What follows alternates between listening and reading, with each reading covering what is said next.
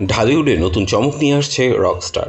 Superstar Shakib খানকে ঘিরে সিনেমাটি ইতিমধ্যে দর্শকদের আগ্রহের কেন্দ্রে। সিনেমাটি নিয়ে প্রত্যাশা যখন তুঙ্গে, ঠিক তখনই ছবি অঙ্গনে ছড়িয়ে পড়েছে একটি গুঞ্জন। সিনেমাটিতে নাকি দেখা যাবে পাকিস্তানি নায়িকা। তবে এই গুঞ্জনকে একেবারে ভিত্তিহীন বলে উড়িয়ে দিয়েছেন নির্মাতা আজমান রুশো। তার ভাষ্য অনুযায়ী রকস্টারের গল্প পুরোপুরি বাংলাদেশের প্রেক্ষাপটে আবর্তিত ও সিনেমার ভাষা বাংলা। কাহিনীর প্রয়োজনে বিদেশি কোনো চরিত্র নেই, ফলে পাকিস্তানি নায়িকা নেয়ার প্রশ্নই ওঠে না।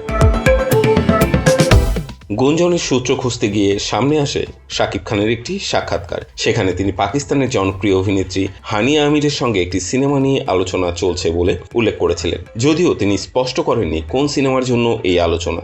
নির্মাতা আজমান রুশো মনে করেন শাকিব খান সামনে আরও বেশ কয়েকটি সিনেমার কাজ করবেন বলেই হয়তো অন্য কোনো প্রজেক্ট প্রসঙ্গে বলেছেন, কিন্তু রকস্টারে পাকিস্তানি নায়িকার কোনো সম্ভাবনা নেই, এ ব্যাপারে তিনি নিশ্চিত।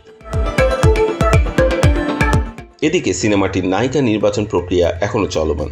অডিশনের মাধ্যমে প্রাথমিকভাবে নির্বাচিত হয়েছেন বাংলাদেশি মিস ইউনিভার্স প্রতিযোগী তানজিয়া জামান মিথিলা। তবে প্রধান নায়িকার চূড়ান্ত সিদ্ধান্ত এখনও নেওয়া হয়নি। নির্মাতার ভাষায় বাংলা ভাষায় দক্ষ এবং চরিত্রের সঙ্গে মানানসই কাউকেই চূড়ান্তভাবে নেওয়া হবে। আজমান রুশো এবার বড় পর্দায় নতুন যাত্রা শুরু করছেন। বাংলাদেশের গল্প, চরিত্র ও ভাষাকে কেন্দ্র করে নির্মিত রকস্টার ঢালিউডে নতুন এক আবহ তৈরি করবে বলে প্রত্যাশা সকলের। সবকিছু ঠিক থাকলে আসন্ন ঈদ উল আজহায় মুক্তি পাবে সিনেমাটি। এখন দর্শকদের অপেক্ষা রকস্টার কতটা ঝড় তুলতে পারবে প্রেক্ষাগৃহে।